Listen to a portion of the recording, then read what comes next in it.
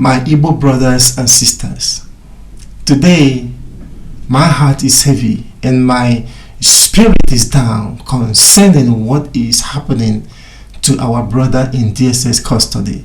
Remember, we stand at a crossroad, not only as a people, but as a family bound by heritage and by God's call for justice and mercy. Our brother and a leader in the person of Mazi Nnamdi Kanu is behind bars.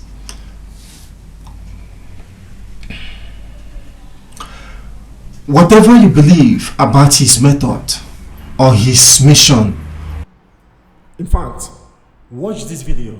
And about your health condition, what exactly is wrong with you, sir? I have congenital heart failure. Congestive heart failure is called. From the medication, you can tell.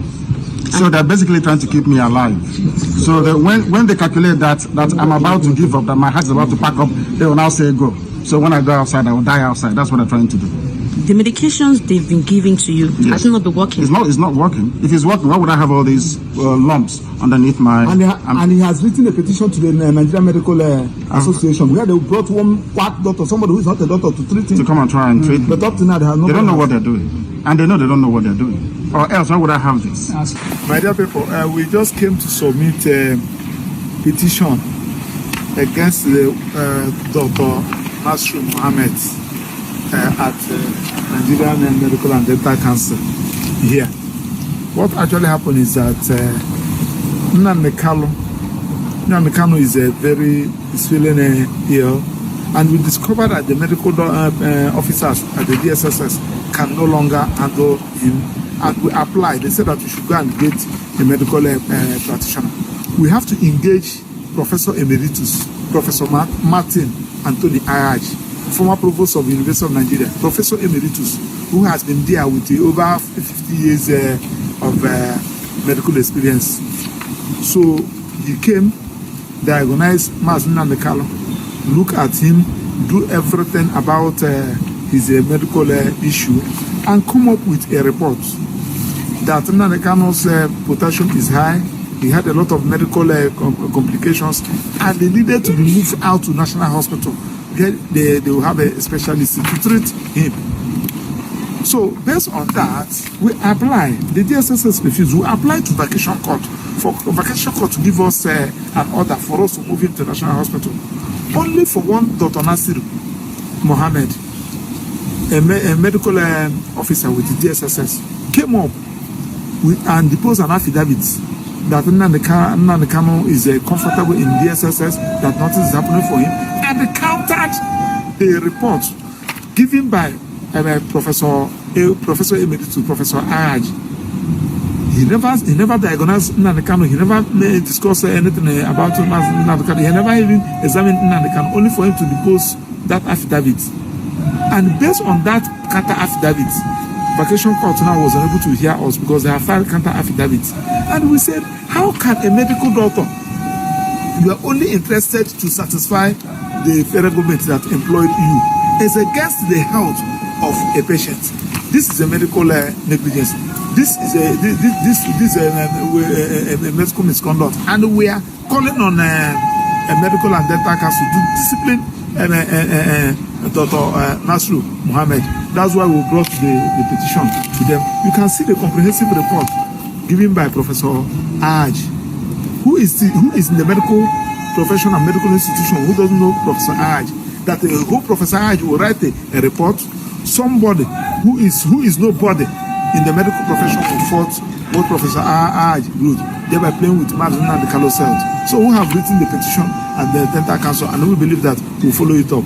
We'll keep you posted. Though information reaching me now is that our case has been will be had, no case submission will be had on the ruling will be given on the 26th of this month. No longer.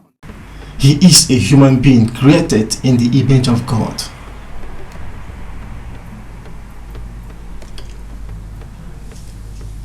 I saw a report from his legal team that he is being denied access to proper medical care. This is no longer a matter of politics. This is a matter of humanity. Stay with me, please. I want to remind our brothers something they might have forgotten. Scripture reminds us in Proverbs that we should speak up for those who cannot speak for themselves. Ensure justice for those being crushed. Beloved, my brothers and sisters, when we allowed hatred or indifference to silence us, we fail the very command of our Lord to love our neighbor. Now the question is, who is your neighbor? Your neighbor is not the person living next to your building. Your neighbor, your real neighbor, is the person who is sharing the same belief system, the same value, culture and tradition with you. Mazi Nnamdi Kanu, our neighbor, our brother, our father, and a leader to us, is being dehumanized in DSS custody.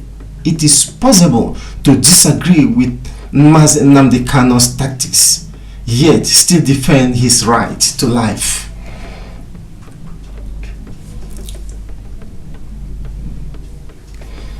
Some individuals among us have turned their frustration into disrespect. But remember what Jesus said in Mark: a kingdom divided against itself cannot stand. When Igbo turns against Igbo, when brother despises brother, we will destroy ourselves even before our enemy lift up a finger. If someone in detention is denied timely medical attention, it raises serious human rights concerns. The international law and the UN standard rules for medical treatment, prisoners call for access to proper healthcare and basic right. It is not a privilege, whether one agrees or disagrees with Mazi Nnamdi Kanu's politics, or with the way he is fighting for the freedom. Denying him medical treatment is dangerous and inhuman. It turns a legal process into something that looks like punishment by neglect. Hatred from some of our own people is causing internal division. Among the Igbo, opinions about Kanu ranges from passionate support to deep frustration, you see, which we cannot deny. The people that love him are more in number than the people that hate him. It's just that the people that hate him are more in the government than the people that love him. Some are afraid his method will bring more conflict than progress. But when disagreement lingers, bro, it is dangerous more than war itself. It weakens the collective voice and makes peaceful resolution harder.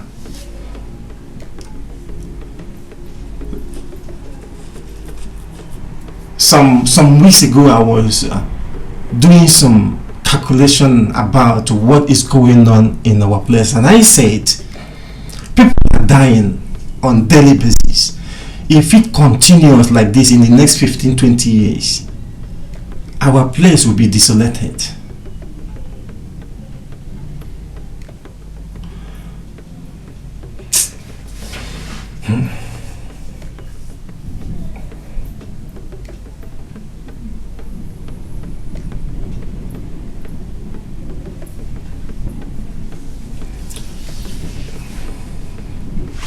It's worth remembering that disagreeing with a person's tactics doesn't require dehumanizing him.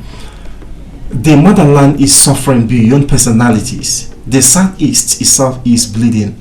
Economic stagnation, insecurity, and a generation of young people growing up with mistrust towards the government and towards each other. People no longer trust each other. People now, when they see their fellow human being, they think they feel like they are seeing an enemy. Yeah, you don't blame them because somebody said something to me. I overheard him saying something that an Igbo brother took a sister and raped that girl. After that, about maybe about 3 or 4 of them, after raping the girl, they kill her in our midst. This is happening.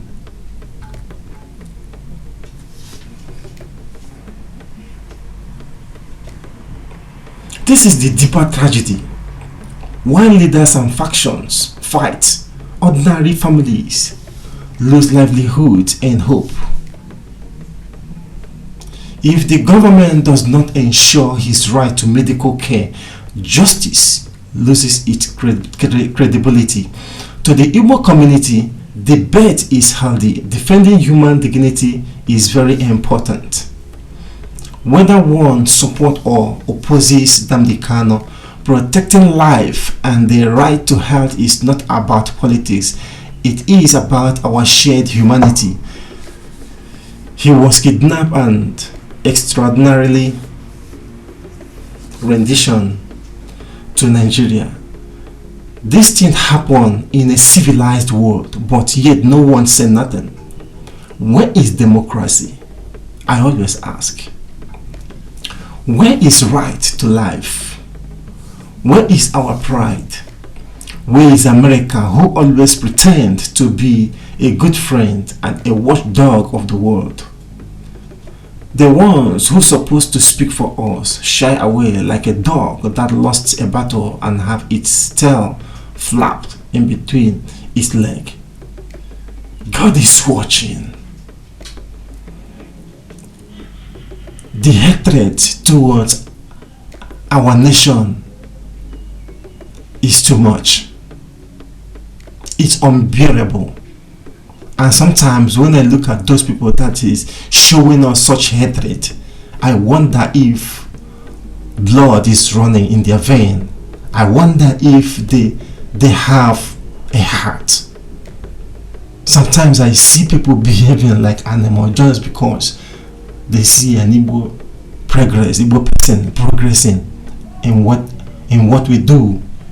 It is not our fault to be who we are. It is not our fault to be blessed. It is not our fault to be talented, to be intelligent in what we do. It is not our fault to go places and prosper without any form of help coming from any angle. So why must we be like this? A lot of people want to go home but they can't. The government is supposed to find a common ground to negotiate with people. Don't say you don't negotiate, you are going to crush, because you can't finish a nation. It's impossible. And there is something you will do in later time. These children being born, they are going to be very, very brutal because they are going to grow up seeing violence as a way of life. So this is not, it's not an easy thing. We have to find a common ground. You know, freedom fighting is not a call for war. But I always come across some videos of people saying that you can't win the government. My brother, there is something you need to understand. You have never been oppressed. You have never been crushed. When you see people turning out to be very violent, they weren't born that way. Something happened. So what you have to do is to speak constructively and speak to the government to find a common ground, you know, to reconcile with these people. Showing hatred will not help. Rather, you demonize, and when you demonize, the person becomes so violent and brutal.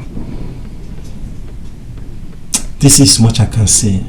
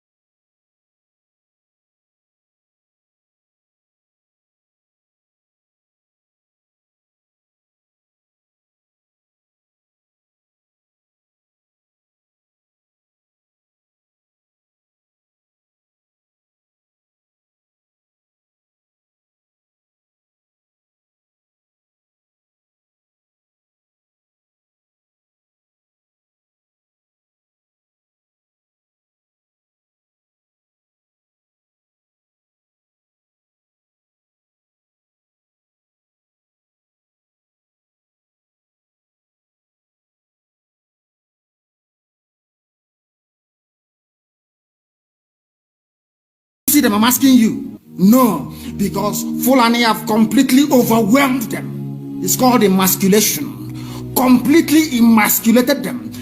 Than what is happening right now. I ask you what is happening now. Fulani have now come out to tell you we are Fulani people. Is that not what they are saying now? They are not telling you we are Fulani. No more Hausa Fulani. What does that tell you? That the Hausa race no longer exists. Do you want the same thing to happen to you? Hausa is gone. It took Fulani very many years before they came out of their shell. Remember before, many years ago, they told you we are Hausa Fulani. We are Hausa Fulani. Because that time, their subjugation of the Hausa race hasn't been completed. Now they have completed it. Have they not completed it? In the East, they come to the East, I will tell you, oh, you want to be the president or vice? Yeah. They say, give us land for Ruga. They give them land. As soldiers of Kanu did that Lord Banta. They have taken it over in forever and ever. Give us land in your state. Hope of them have proved to us that you are stood. You give us land in Olo. Hope of them will give them land in Olo. We can go and kill people in Obibo. We can kill for them. How many Fulani governors are prepared to kill bandits? I didn't say normal people.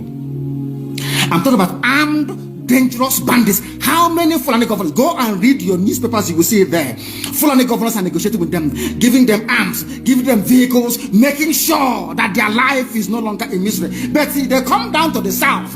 They tell you, give us land for Ruga. Go and kill your people to prove to us that you're one Nigerian. That was why Obioso was talking rubbish. Was yesterday or 2 days ago.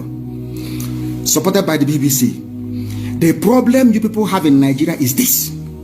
Your journalists, you see people, Punch newspaper, Tribune, Vanguard, and Nation, they are your second worst enemies. I'm telling you the truth. They can never ever be objective in their reportage. Never, ever, ever. That's why all of you are suffering. But you don't know it. They were the same people used to scuttle the NSAS protest. Of course, some of you went about looking for Indomie in warehouses. Only Fulani stooges can now imagine the East. It took them very many years, nearly 50 years, to accomplish this very simple task of making sure that everybody, be it Ohanese, be it Pandef, be it governor, anybody you're bringing out must come to the north to swear allegiance to the caliphate. All of them, ban on. Is there any political godfather in the East? There is none. They all go to the north to go and swear allegiance to the Janjaweed. That is why our life is in a mess. That is why they can put someone like Obioso and make him the Ohanese President General. In front of our eyes, in front of Korokoro. And what did they bribe? They gave money to BBC. They gave money to all Zoo newspapers. They started to trumpet Obioso, Apex Group, Apex. You saw them holding their meeting under a canopy. A ton without shame. A whole Ohanese. Under sand, ton canopy. Maybe you saw it. Disgraceful and shameful. Talking rubbish. The man looks like a Janjaweed anyway. Talking nonsense. These are people they have prepared for you to sell you down the drain. By the time the Fulanis are done with you, believe you me, if you don't rise up now to fight for your freedom, by the time Fulanis are done with you, you'll be more useless than a Hausa peasant doing Babiala. In 2014, 2015, 2016, they said he's a warmonger. He's a warmongering. I went to America and I told World Igbo Congress that this war you are avoiding is going to come to your villages. They said, no, it's not going to happen. What is happening today? When Yoruba was supporting the dead idiot called Buhari, did I not warn them that this evil you're supporting will consume you? They never listened. They never wanted to listen. IPOB is a terrorist group. You're trying to divide Nigeria. But Mietiala is not. People that you are calling bandits, have you heard anybody come out to say, please Buhari, since presidency is there defending terrorists in the forest, why don't you proscribe them? No, you cannot proscribe a Fulani group. Never. And all of you, we are supporting evil.